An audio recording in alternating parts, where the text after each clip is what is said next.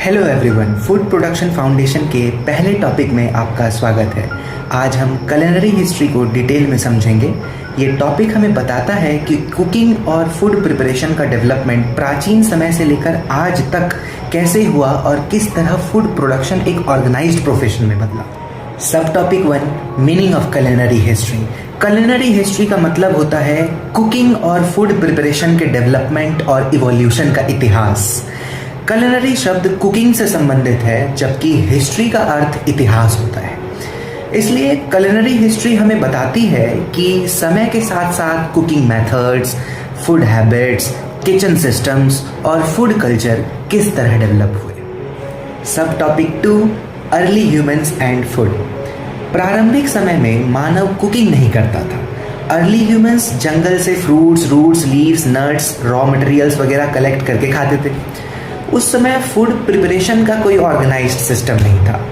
लोग जीवित रहने के लिए सिर्फ फूड कलेक्ट करते और कंज्यूम करते थे। सब topic 3, discovery of fire. culinary history का सबसे महत्वपूर्ण टर्निंग पॉइंट फायर की डिस्कवरी थी। जब मानव ने आग की खोज की, तब उसने फूड को पकाना शुरू किया। कुकिंग से फूड ज़्यादा सॉफ्ट, टेस्टी और डाइजेस्टेबल हो गया। साथ ही हार्मफुल माइक्रो ऑर्गेनिजम्स का खतरा कम हुआ और फूड कॉम्पेरेटिवली सेफर हो गया। इसी डिस्कवरी ने ह्यूमन फूड हैबिट्स और लाइफस्टाइल को पूरी तरह बदल दिया। सब topic 4, development of cooking methods. Fire की डिस्कवरी के बाद कुकिंग टेक्निक्स का डेवलपमेंट शुरू हुआ। शुरुआत में रोस्टिंग का उपयोग किया गया, बाद में बॉइलिंग, बेकिंग, फ्राइंग जैसे मेथड्स डेवलप हुए।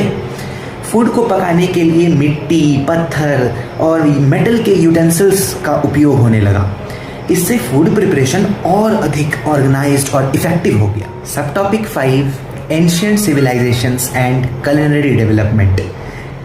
इजिप्ट, ग्रीस, रोम, चाइना और इंडिया जैसे प्राचीन सभ्यताओं ने culinary डेवलपमेंट में महत्वपूर्ण योगदान दिया। इन सभ्यताओं में अलग अलग कुकिंग स्टाइल्स, रेसिपीज और फूड ट्रेडिशंस का विकास हुआ। स्पाइसेस, हर्ब्स और सीजनिंग्स का भी उपयोग बढ़ा। फूड प्रिपरेशन के साथ साथ फूड प्रेजेंटेशन पर भी ध्यान दिया जाने लगा। इसी दौरान रॉयल किचन्स और ऑर्गेनाइज्ड फूड प्रोडक्शन सिस्टम्स का विकास भी बढ़ा। सब topic 6, medieval period. Medieval period में बड़े राजमहलों और कैस्टल्स में लार्ज किचन स्थापित किए गए। प्रोफेशनल कुक्स की डिमांड बढ़ने लगी। किचन ऑर्गेनाइजेशन और large scale food production systems और अधिक डेवलप हुए। कुकिंग धीरे धीरे स्पेशलाइज्ड स्किल और प्रोफेशन के रूप में पहचाने जाने लगी। सब topic 7, growth of professional cooking. समय के साथ कुकिंग सिर्फ घर तक सीमित नहीं रही। प्रोफेशनल कुक्स और शेफ्स का महत्व बढ़ने लगा। होटल्स, इन्स और ईटिंग एस्टेब्लिशमेंट्स का डेवलपमेंट हुआ। लोगों को घर के बाहर भी प्रिपेयर्ड फूड उपलब्ध होने लगा। इससे हॉस्पिटैलिटी और फूड सर्विस इंडस्ट्री की फाउंडेशन मजबूत हुई। सब टॉपिक 8, मॉडर्न culinary इंडस्ट्री। आज के समय में culinary इंडस्ट्री हॉस्पिटैलिटी इंडस्ट्री का एक महत्वपूर्ण हिस्सा है। Modern hotels, restaurants, cafes, bakeries और केटरिंग ऑर्गेनाइजेशंस एडवांस्ड किचन्स का उपयोग करते हैं। फूड प्रोडक्शन में मॉडर्न इक्विपमेंट, हाइजीन स्टैंडर्ड्स और प्रोफेशनल मैनेजमेंट सिस्टम का प्रयोग किया जाता है। इंटरनेशनल क्विजीन्स और ग्लोबल फूड कल्चर ने culinary फील्ड को और भी अधिक विस्तार दिया। सब topic 9, importance of culinary history. culinary history का अध्ययन हमें बताता है कुकिंग और फूड प्रोडक्शन का डेवलपमेंट कैसे हुआ। ये हमें मॉडर्न फूड प्रोडक्शन सिस्टम की फाउंडेशन को समझने में मदद करता है।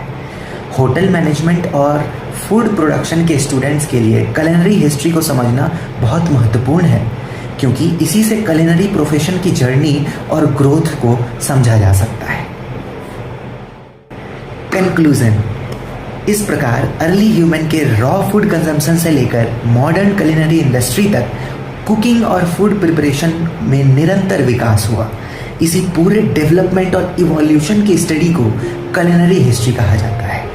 यही था टॉपिक 1.1 culinary हिस्ट्री का complete exam oriented explanation. Thank you.